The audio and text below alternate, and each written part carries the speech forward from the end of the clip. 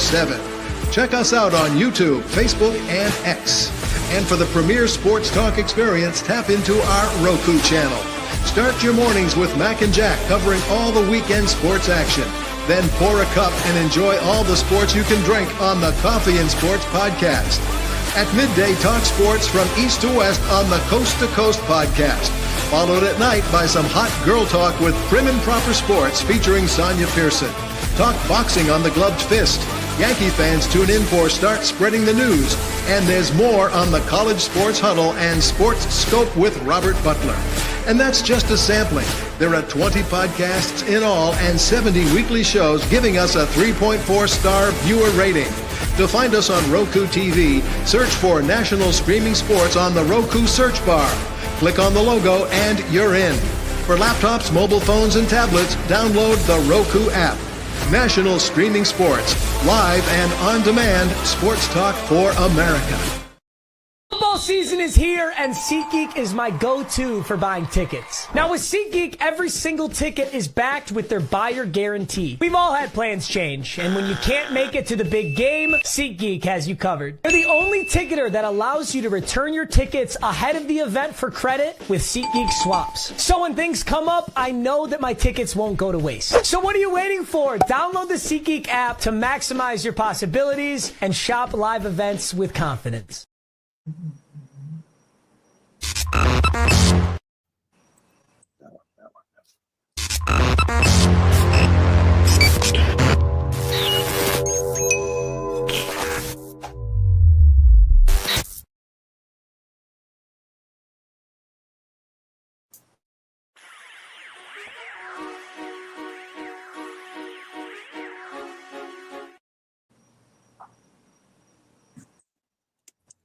Okay, so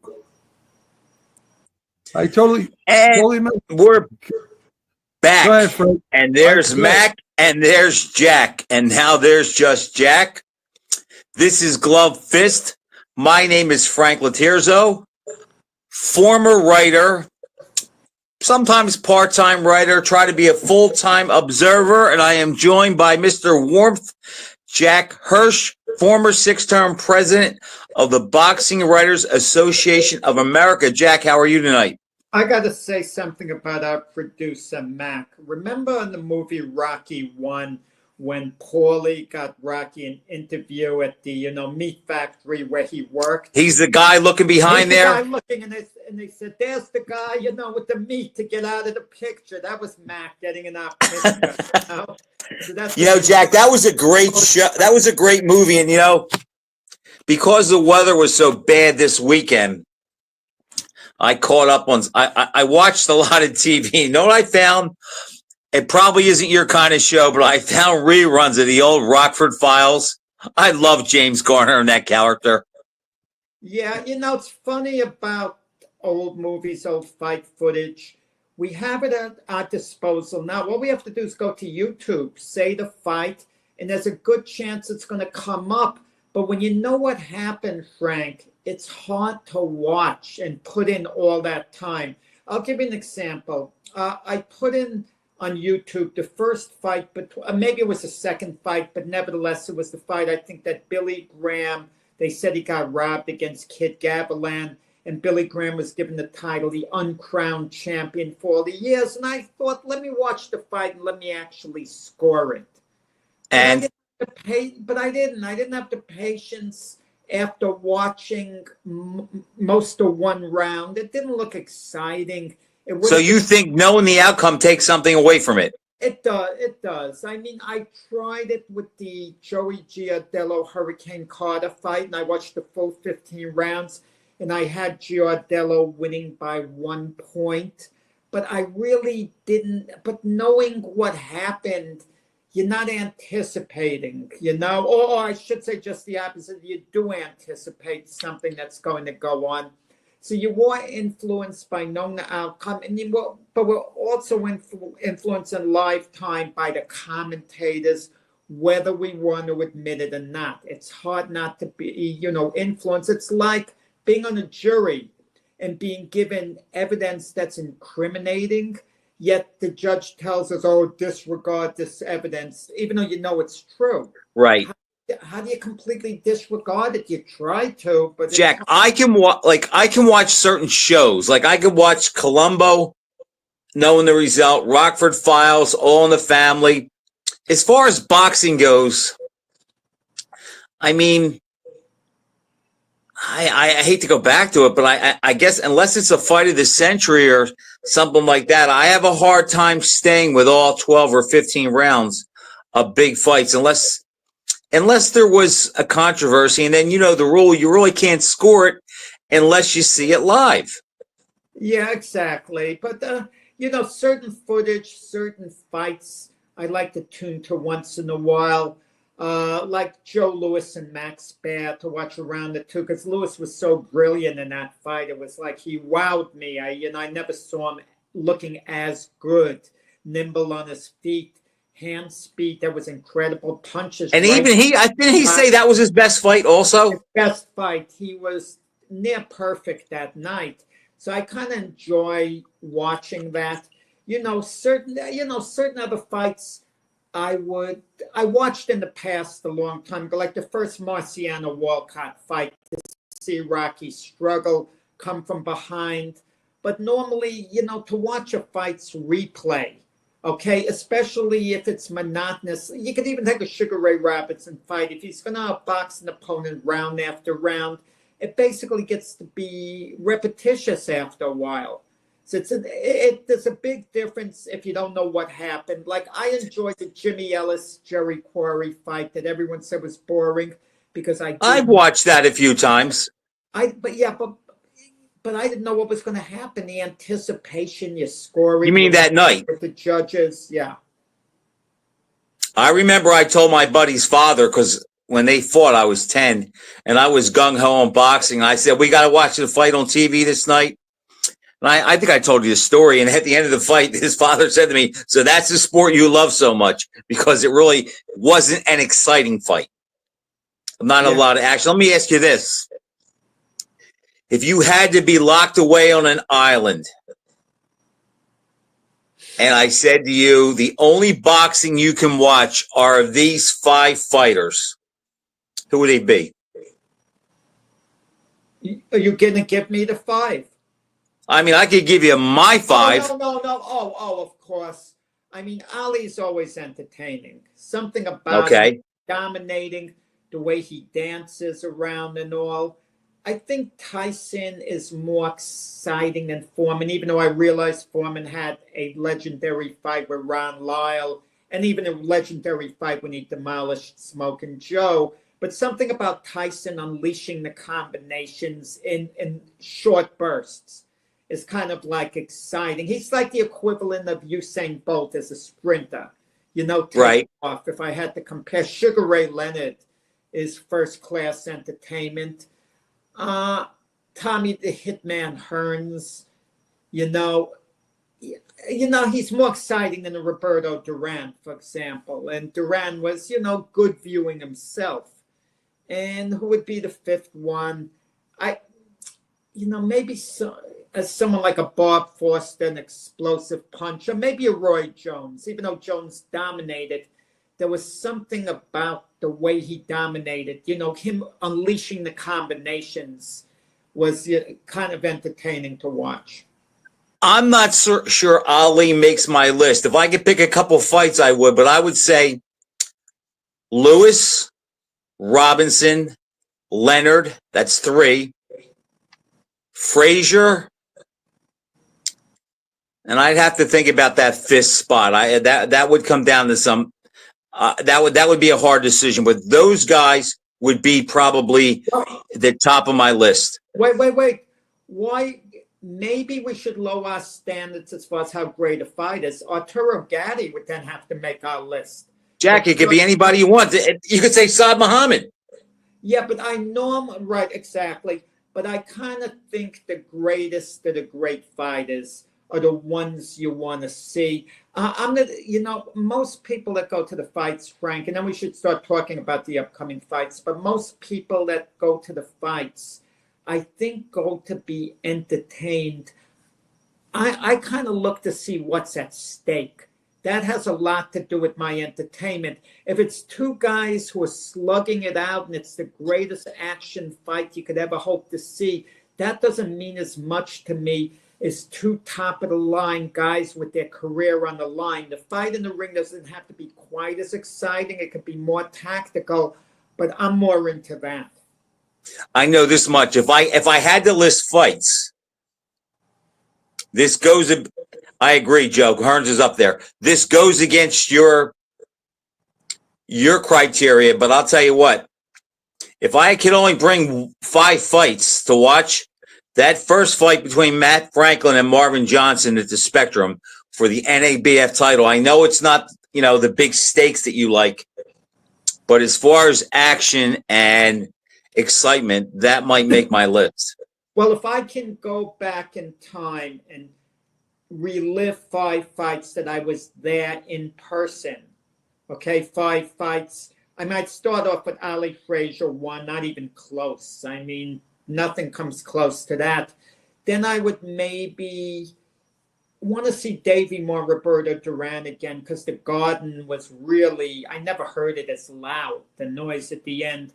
I think Buchanan Duran is a fight I'd want to relive. Jose Luis Castillo and Diego Corrales. That's 4. And maybe, assuming I could stay safe, the Bo Galata Riot, the first fight. I was at both of them, but the Riot, the first fight, running for cover. So you're talking about excitement being there. Excitement, yeah, in the arena, just reliving it all. Okay, this weekend, Frank, I just want to review some of the fights that took place this weekend before we get to the show at Saudi, if it's okay. Pretty good fight I viewed Saturday. Arnold Barboza against Jack Catterall. Barboza wins a split decision. All scores were 115, 113. Barboza said he thought he won wider, but it was Catterall's hometown. I disagree. I had it 114, 114. I actually had it scored a draw. So I think all 3 judges who had it 115, 113, I have no problem with. Kudos to Barboza. It was funny at the end of the fight when they interviewed him. Eddie Hearn is standing near him, and Barboza says, I just want to I'm paraphrasing, I want to give a shout out to the greatest promoter in the world, Oscar De La Hoya. It reminded me of Tommy Gunn saying, I just want to thank the guy who made this all possible, George Washington Duke.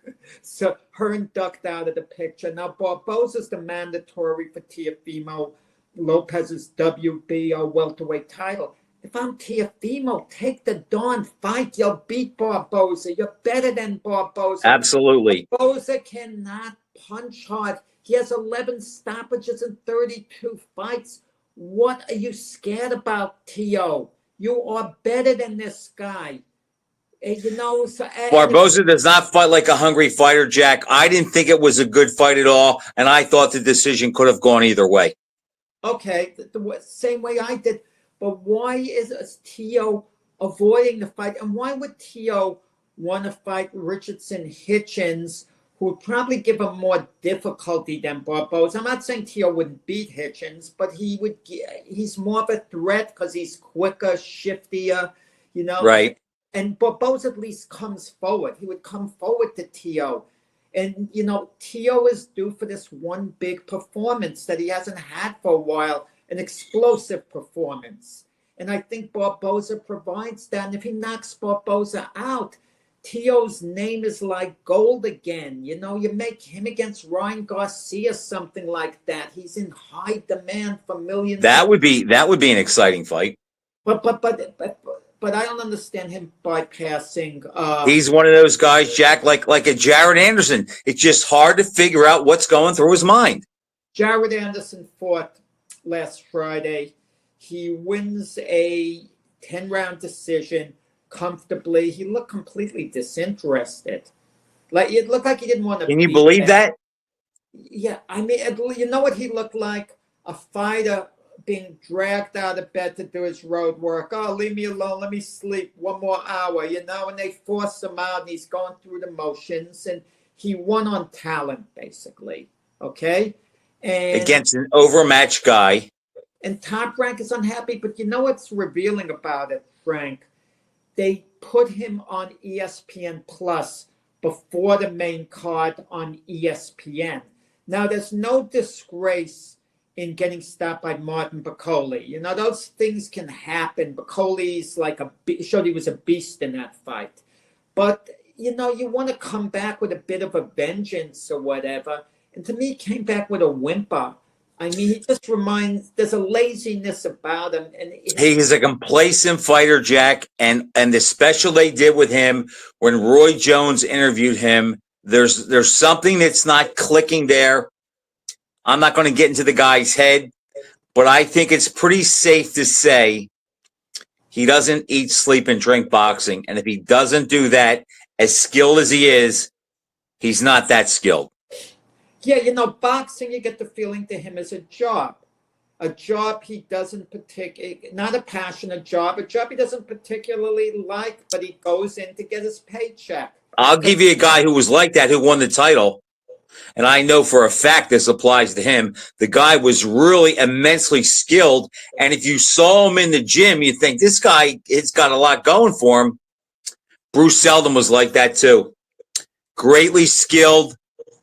I saw him hit the heavy bag a couple times when he was training under Richie Cates, and I thought, wow, if this guy's head is ever into it, he could really do something. But Jack, he just didn't eat, sleep, and drink boxing. It was something he was good at, and everybody told him he should do it, and he could make some money, and that's all he was in it for. And he didn't have the heart to do what he was uncomfortable doing, to push that extra mile. And that's kind of who Jared Anderson reminds me of a little bit. Did Seldon quit in the Tyson fight, the 1-round stoppage? What was the deal there? He was totally psyched out by Tyson. He was. If knowing Seldon the way I know him, the people associated with him, if Seldon would have fought Tyson after Evander Holyfield fought Tyson, he would have given him a better fight. But that myth and mystique of Tyson being a killer, he just took Bruce's heart. We know that he really didn't hit him. You know, Tyson, you know, now we'll get to the big show. I just want to say he has more good wins than people realize that they give him credit for. But because it came so easy, Seldon in 1 round, Carl Williams in 1 round, Tony Tubbs in 2 rounds as an accomplishment. Tubbs fought a beautiful first round, too. Right. People downplay it. Okay, talking about passion. I mean, I just want to wait. There was another fight that took place, another fight show. Keyshawn Davis, yeah, we have to speak about that. Dennis Berinchek. And as soon as you saw them in the ring, you knew it was all over. Berinchek had nothing to offer at all. And Davis knew that. And Berinchek folded over very easy. You kind of wonder. I know he got hit to the body. Either you're hurt badly to the body or you're not. I mean, I know from boxing amateur, either punch knocks the wind out of you, or if it just hurts somewhat, a little bit, you can get up. Before the first one was a good shot.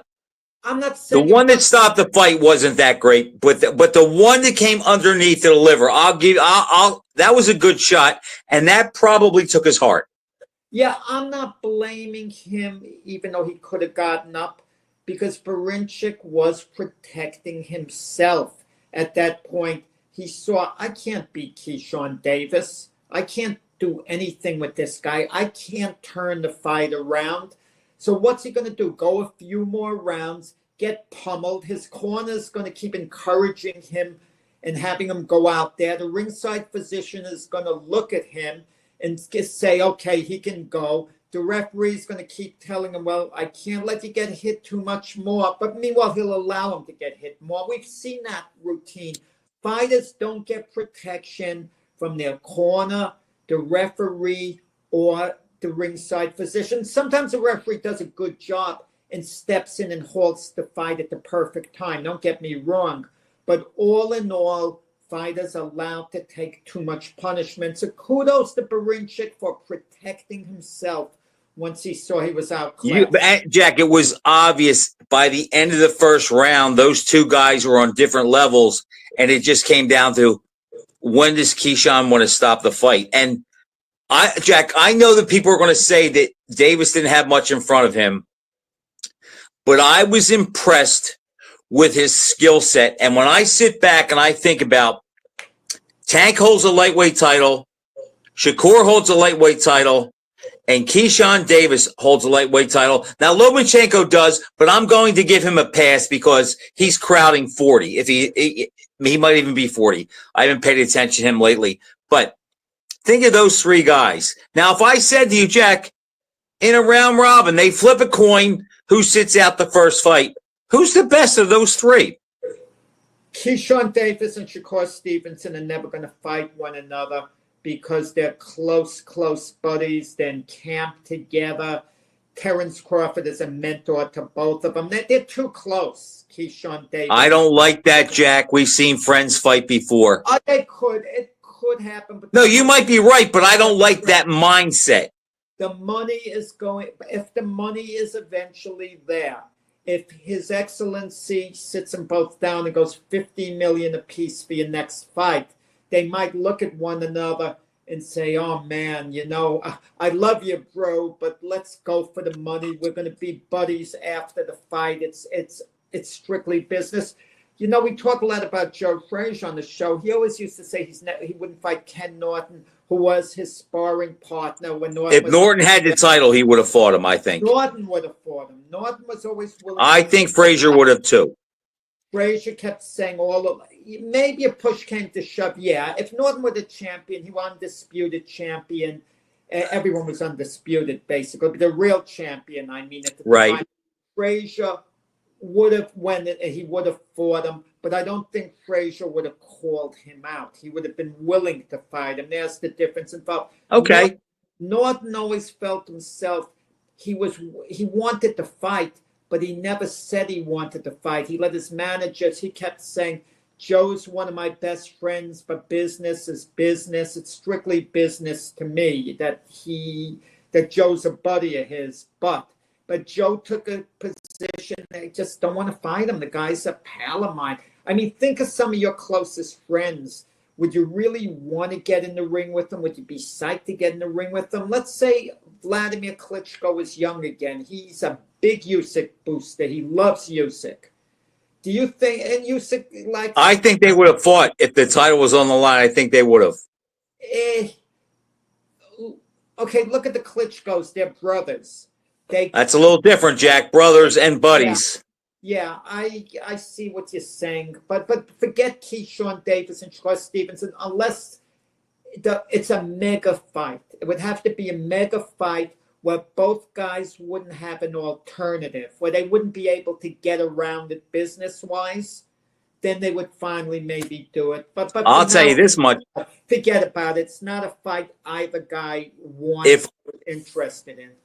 If I was either Shakur or Tank, I would pull a Mayweather like he did with Canelo, and I would fight Davis soon because that kid hasn't peaked.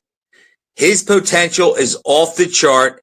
He can box, he can punch, he can fight from any range, and I get the feeling from him sparring Crawford and being around him that he's adopting some of that take no prisoners mindset. And I would want to get him now that opposed to later than when he really fills out and gets confident. But like you said, they're not going to fight. And that's what sucks about this sport business. Lomachenko's beatable now. He's long in the tooth. He's still probably formidable. Like he surprised me coming up with a great fight against Devin Haney that could have gone either way. Okay, so, but there's a difference involved. Lomachenko, you could say, is very, very good still, but he's not exceptional. Believe me, if Lomachenko was at his absolute best, these guys wouldn't be so quick to call him out. The reason they chase these guys later in their career, like a Pacquiao, they chase after him later in their career. We've seen that happen all the time. You know, why is a guy like Pitbull Cruz in demand? Because all those contenders know they're going to beat him around his weight class. So they're actually calling out Pitbull Cruz. Somebody Davis and Tank would be a tough fight for Lomachenko. Stevenson, I would lean towards Stevenson, but I don't think he's as dangerous to Lomachenko because he just has the IQ. He's not a big puncher, and he's not really a killer mindset-wise, where Tank and Keyshawn can punch with either hand, put them together, and I think they're a little bit meaner at their core, down to the core, than Shakur Stevenson is. Tank Davis is the X factor. He's fighting Lamont Roach on March 1st. Assuming Tank Davis takes care of business, it's never guaranteed. He could conceivably lose. Anything could happen.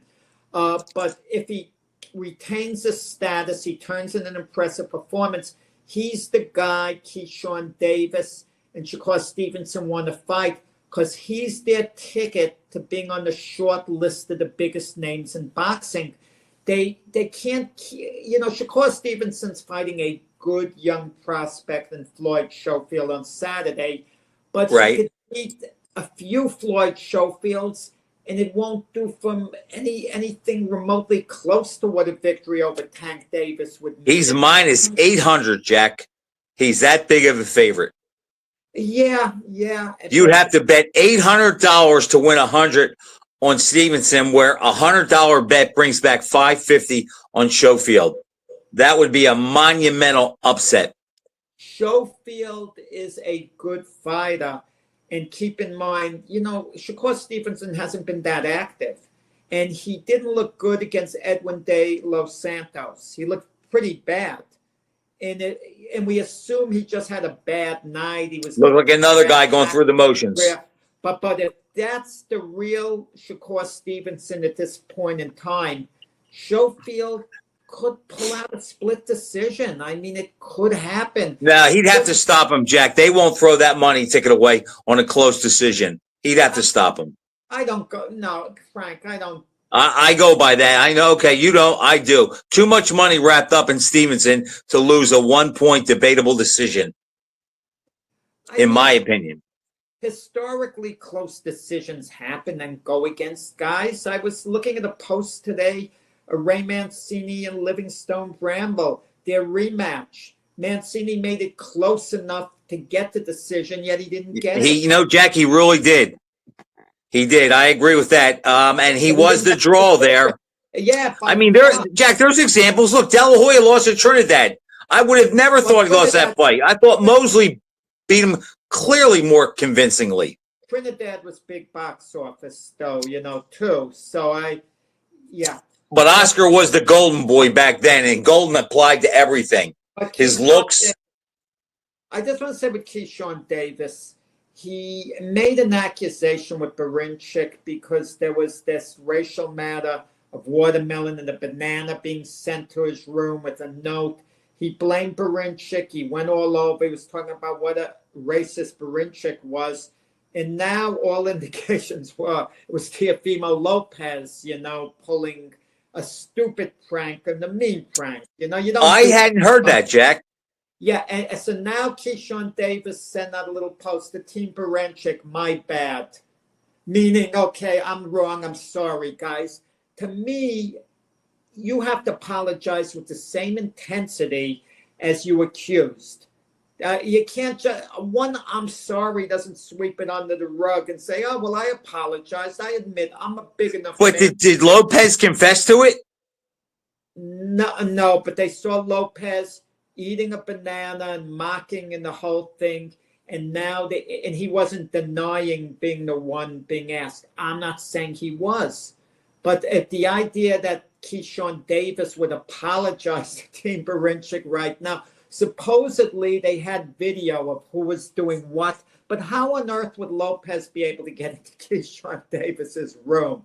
I mean, you kind of wonder, is this whole thing being staged? If I got a room, how the heck does someone else have the key to get in there? I mean, did someone tip off they're made of something, give them money to place something in a room. Come on. I mean, it's just something. I don't know. It's gotta crazy.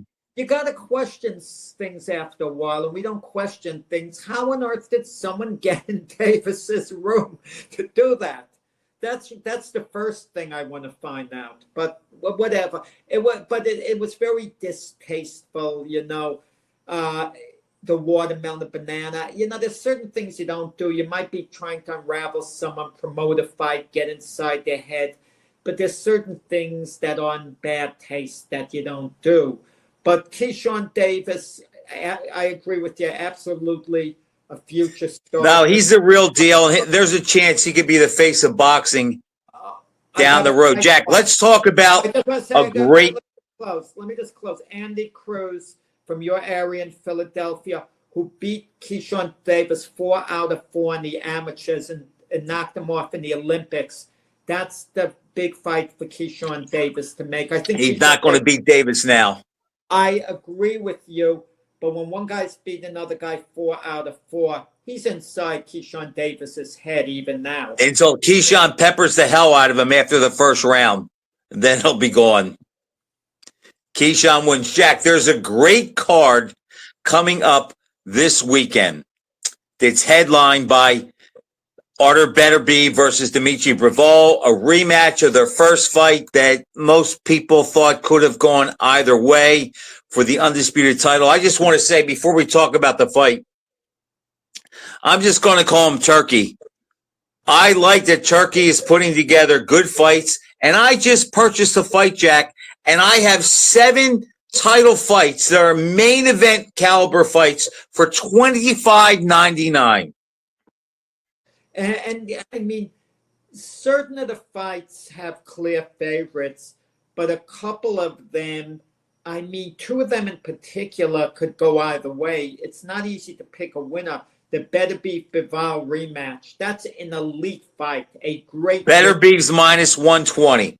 Right, and then you have, Virgil Ortiz against Israel Madrimov. What a fight that is to me. Ortiz is the favorite there, minus 125. Okay, but the idea, those are close odds. And then we mentioned you get to see Shakur Stevenson perform against a very good young unbeaten prospect in Floyd Schofield. Of course, Stevenson is a big favorite, but he's in against a quality opponent. I think it's more a tribute to how good Stevenson is and how unknown Schofield is. I'll go with that.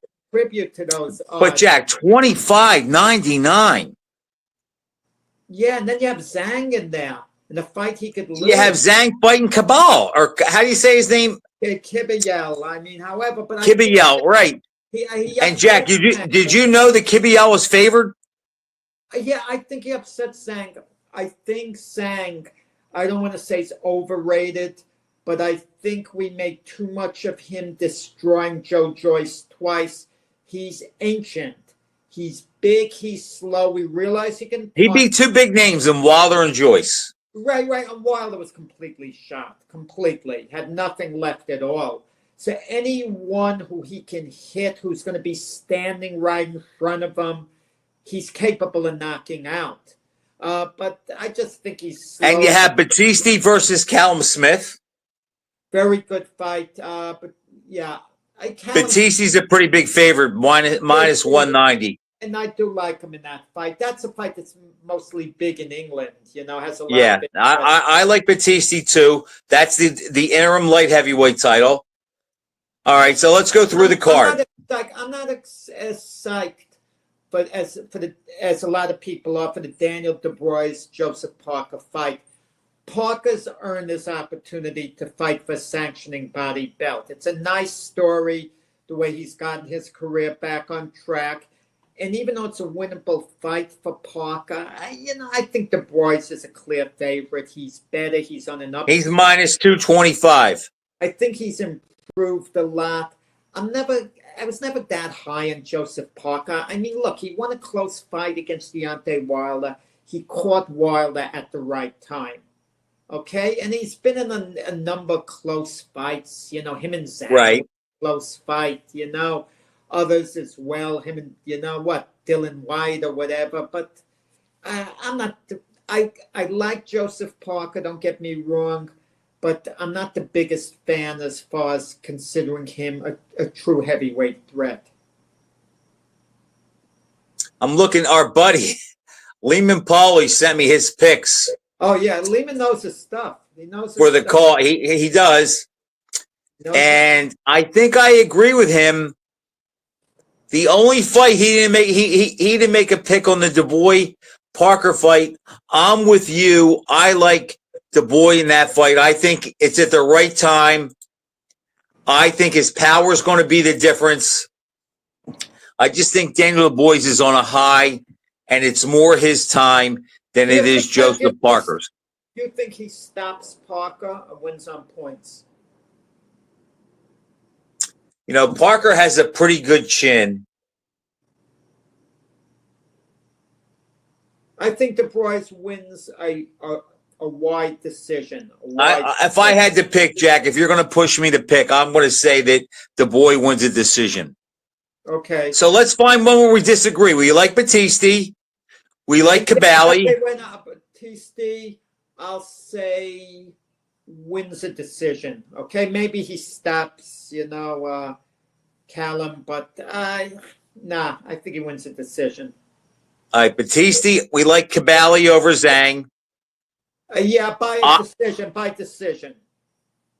Man, it's going to be a long night of boxing with these long fights. Well, it's going to start early, Jack, so it's not going to be bad. I think the card starts at 11 Eastern time, a.m. Whoa. That early, 11? They normally start not before 12. I think so. Let me see.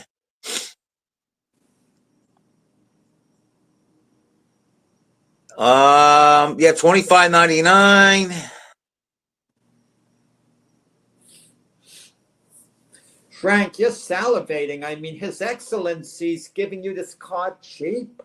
And Jack, there's no football. There's not much going on. The weather, I can't ride my motorcycle or drive my Corvette. So what am I going to do? I'm going to stay home. I'm going to watch boxing. Let's stay on this card, but Frank, have you seen Throwback Thursdays with Oscar De La Hoya? No, when I think of Throwback Thursday, I think of car pictures. I didn't know. Is that his podcast? You gotta watch it, Google it, get it, whatever. He's funny. He loves ripping into Canelo.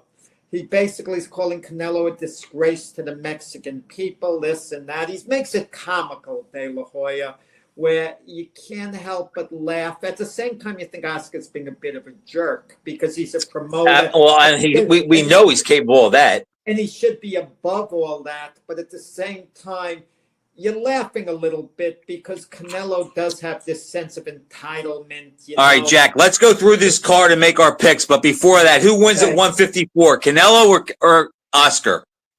Oh, Oscar. Okay, I agree. All right, we both like Battisti. We both like Cabal. We both like Ortiz over Madrimov. No, I like Madrimov, by decision there.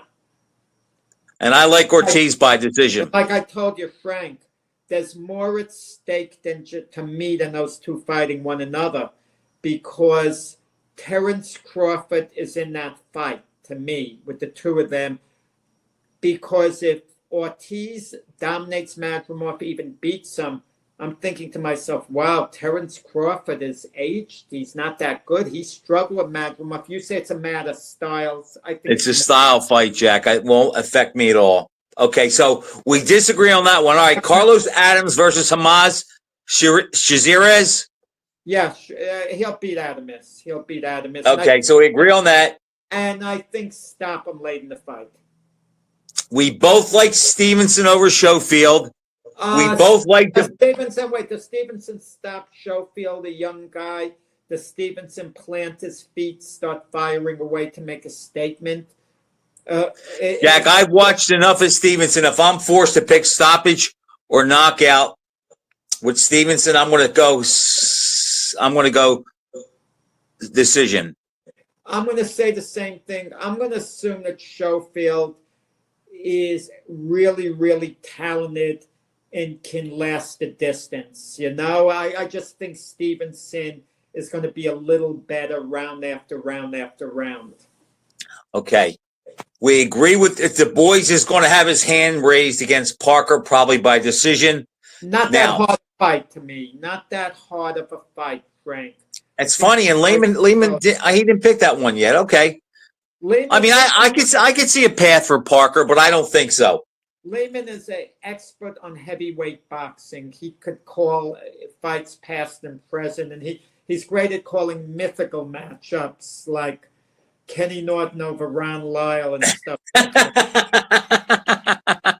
Yeah, he's great at calling the ones like you that can never happen. No problem. All right, Jack, here's where we're going to disagree. Bivol versus Beterbiev. You took Beterbiev the last time. I took Bivol. Close fight.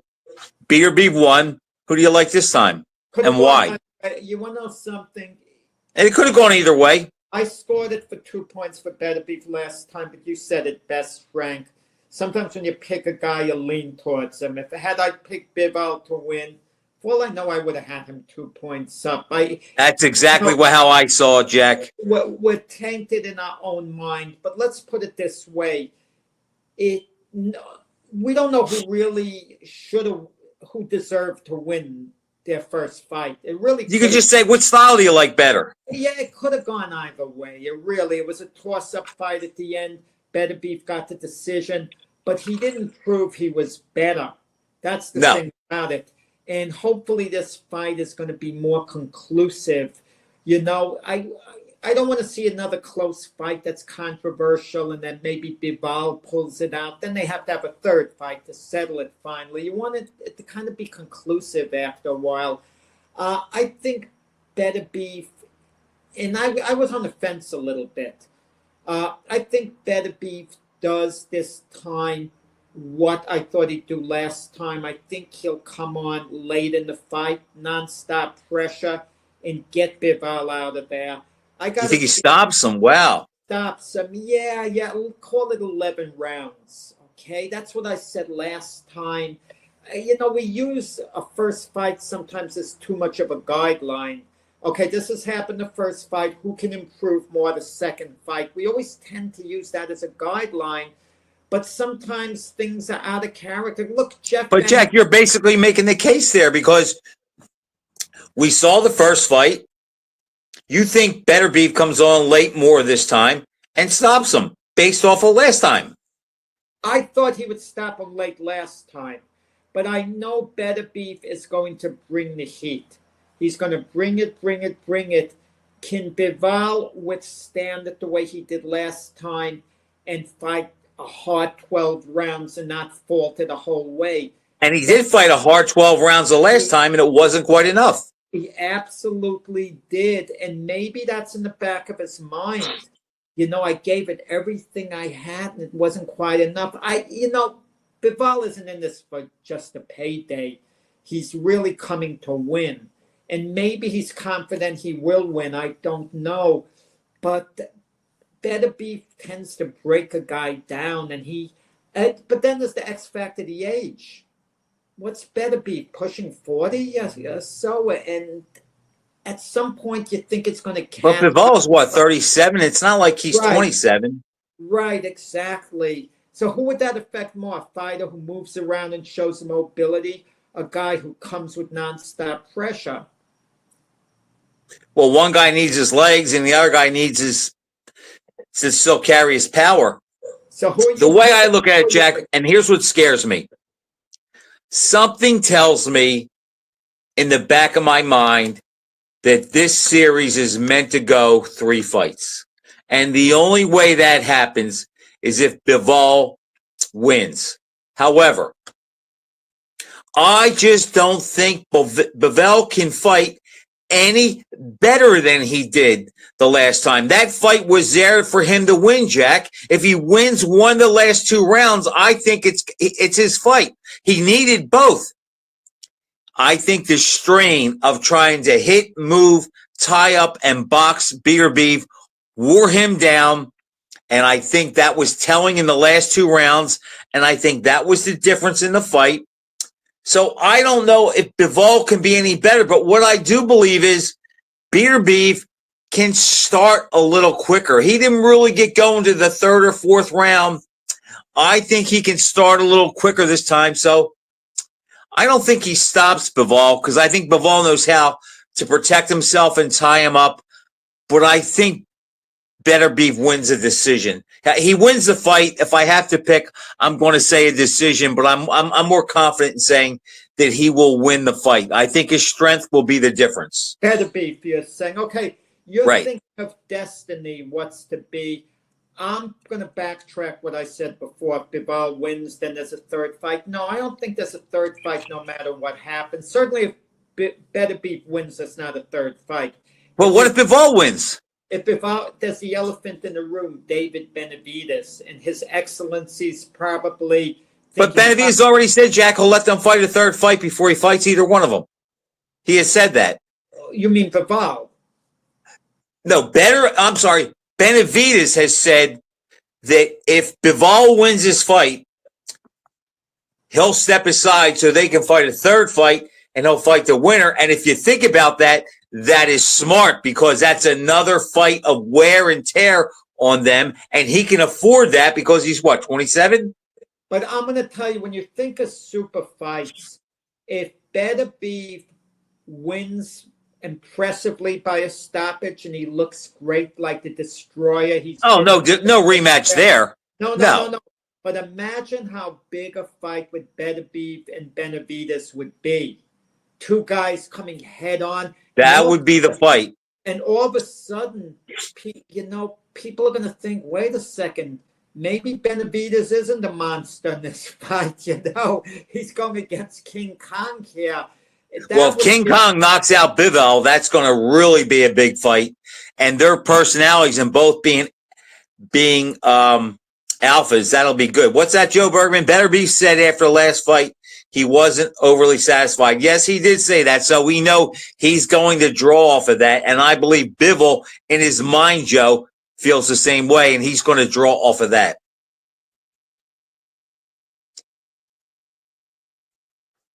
Jack, volume. The worst thing that could happen is if they fight to a draw. I mean, that would that would be hard. That would not do anybody any good. Right. It would leave unfinished business. It would taint any matchup with Benavidez if they look to make it. And you wouldn't have a true rubber match. So anything but a draw in this fight, really. Well, hopefully it's conclusive. I think with Better Beef trying to push it more. Jack, I think they both feel that they have to make more of a stand this time to wipe away any doubt. Because even though Better Beef got the decision, again, like Joe said, he said he wasn't satisfied. You think he won. I thought it would have gone the other way. Everybody was pretty split on the outcome of that fight. Well, let me give you a guideline. The last biggest light heavyweight fight that took place before this would have been Andre Ward, Sergey Kovalev. Like in Bivol, Better Beef, controversial decision. A lot of people feel Kovalev deserved to get the decision. Yet I had him by a point. Right, and yet Ward got either split a unanimous decision, I forgot, by 1 point, and even Ward now says, look, all this craziness that Kovalev was robbed is out of line. It should have been 1 point either way. That's what Ward said. And that was very sporting of Ward, very open. It was. But Kovalev also had the knockdown. That kind of, you would think that would have pushed it for him. But then they had the rematch. And Kovalev came apart. Kovalev's head didn't seem into it. He actually won rounds on talent early in the fight. He was actually winning some rounds. That's the ironic part. But Ward imposed his will on him. Ward's a genuine tough guy. Bivol, right. But Kovalev's a bully. Is Bivol a bit of a version of Kovalev? Is he going to come into this fight like Kovalev, feeling I gave it all I had the first time? That was my best fight. And if he doesn't have 100% resolve, Bivol, he's not going the distance. Okay. My instinct, Jack, tells me that he has more character than Kovalev, and I don't think that'll happen. I think Better Beef is going to have to beat the doubt into him to get him to succumb. What do you think? We mentioned Canelo before, his 4-fight deal. You know, with His Excellency, he's fighting William Skull on Cinco de Okay, so Mayo. that's an exhibition for Crawford. This is what bothers me about belts. One guy holds a belt, and they give it credibility to fight. If he didn't hold that belt, who the heck is William Skull? I mean, who You're the right, heck Jack.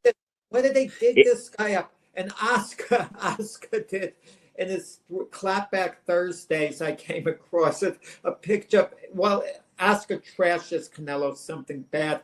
He posts a picture of Edgar. He calls it Edgar Bumlanger. Edgar Bumlanger. And there's a picture of Bumlanger dancing, and he says, and Oscar's making fun of it. He says, "Guy, you didn't win a round against Canelo, and you're dancing and celebrating." Oh, One thing you can say about Oscar, he did not duck anybody, and he fought guys when they were at their peak. He And he always didn't- says that. He always says that. He fought says- everybody. He's saying that Canelo isn't a real fighter. He's not loyal, but he tries to have fun doing it. And I admit, Oscar diminishes himself when he does it. Yet I'm cracking up. It's entertainment. It's like a school teacher.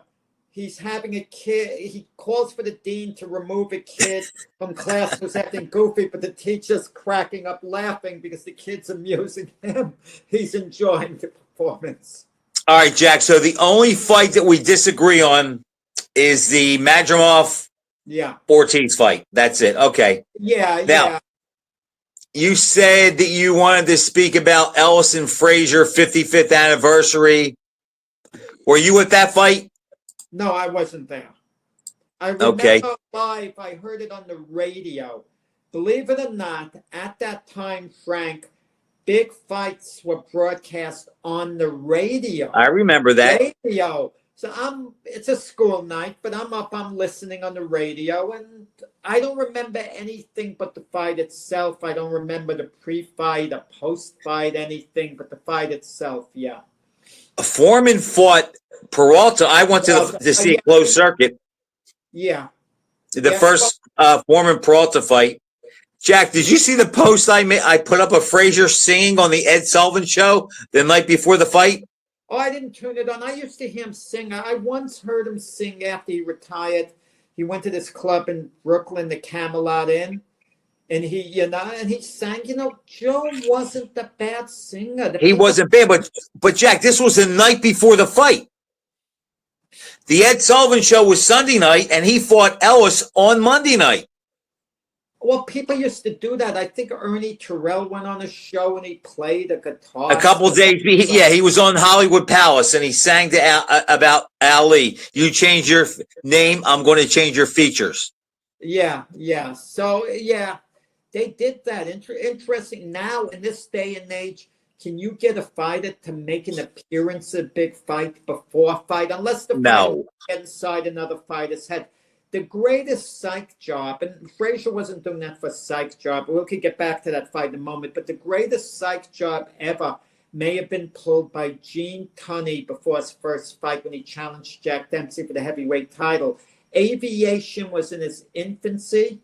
He took one of those little planes, a two-seater, and he was flown a distance to get to where he had to go to meet Dempsey for the press conference to get the. I had forgotten about that. That's right. And when Dempsey had to see that, he said, "Man, you have to think this guy is." He's not worried about me. Yeah, this guy is fearless. I wouldn't get up in one of those. Who did you think was going to win going in between Frazier and Ellis? Well, I remember my prediction thinking Frazier would grind him down and stop him in 10 rounds. I remember I was in, what grade was I in? Maybe 5th grade. And I remember I made a lot of 25-cent and 50-cent bets with kids in 5th and 6th grade. For some reason, they liked Ellis. And I said, no, he's going to be too strong. But I remember reading in the Daily News, Stan Hochman did a column on the fight. And Angelo Dundee, Jack, came up with this, there are horses for courses, and the whole bit where Quarry tried to stay on the, he tried to fight it out with Frazier. He stayed on the ropes. He made a mistake. Jimmy's going to keep him in the middle of the ring and turn him this, that, and the other. And at the end of that fight, Dundee said after that fight, he goes, nobody would have beat Joe Frazier tonight. That's funny because Ferdy Pacheco once, and he was in Ellis's corner that night, said Ellis had some type of injury, but he said, it didn't matter whether he had two good arms or whatever. He had something with one of his arms, according to Pacheco, okay? And he said no one could have beaten Frazier that night. He seemed to be like Ellis didn't even remember going down twice. He thought he only went down one time. Yeah, but as far as Dundee feeling Ellis would actually win, keep this in mind. Dundee tried to milk out Ellis's WBA heavyweight title. The only reason he fought Frazier because he had to. Ellis had two fights lined up. Fall through. That fell. Robert Claroux, a Canadian, who Ellis and Peralta, right? No, maybe Peralta. You're right. Or maybe there was three. Eduardo Coletti too. Coletti was the other one, right? Right. So that was Dundee's plan. Milk all these fights out, and they fell through. And finally, he was scared. Ellis had been so inactive that the WBA might strip Ellis. So he quickly made the fight. He went 50-50 with Yank Durham, for the fight, and it was made. But Ellis, I do believe this, Jack. I do believe that Ellis entered that fight and there was no doubt in his mind that he was the better guy and was going to win. Like, I don't think he was awed or psyched out by Frazier at all. Ellis was actually confident. This wasn't a Mike Tyson situation where right. people were questioning. He really felt he could beat, Frazier. And, Ellis was always confident. He felt he could beat Ali when he fought him later on. And, he always had that little, that confidence. I remember when they asked Quarry who he thought was going to win, and he wouldn't make a pick. They asked Quarry after he fought Frazier. He fought Ellis the year before, and they said, well, who do you think's going to win between Ellis and Frazier when they fight? And he said, I don't know. That's going to be a hell of a fight. And Jack, let me ask you this. A guy on my page today asked me, he said, Frank, Frazier's performance against Ellis was probably the second best performance of his career, the Ali fight being number one. He said, what do you think happens if the Frazier of the Ellis fight fights Ali of the first fight? I think Frazier was better in the first Ali fight than he was in the Ellis fight. I do too. Do you think that's enough for Ali to pull it out? Ali in the first fight against the Frazier, the Ellis fight.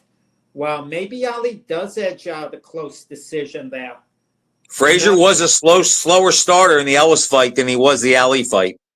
Yeah, very good. Put gun to my head, I'm going to say Frazier, but I would not bet on it. Well, let's reverse it.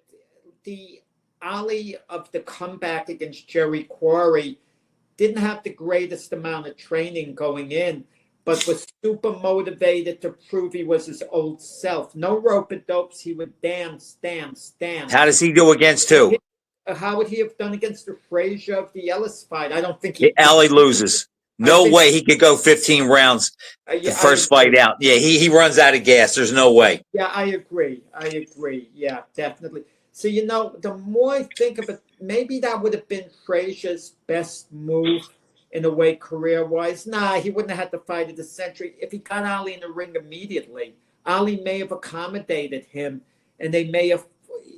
If he got Ali coming right from the comeback and Joe was super motivated, he wins probably more decisively than he did when they fought the first time. I just don't think, Jack, if they fought in 71, but I don't think anywhere from 70 or 71, Ali beats Frazier the first time. I'll go to my grave saying, as I've always said, Ali never understood that Frazier actually held the style advantage when they're matched together, and Frazier was much better than he thought. Okay. On that note, Frank, so yeah, we'll have a lot to talk about. Well, I'm looking forward to that card, Jack, and the fact that we only disagree on one fight. That's the fight I have no interest in, but not because we agree, because of what you said about you're going to measure that against Crawford. And I'll have a response. And I might be able to come up with a prediction on Canelo and Crawford after this Saturday. Okay. All right. Okay. Sounds good, buddy. Great. Take care.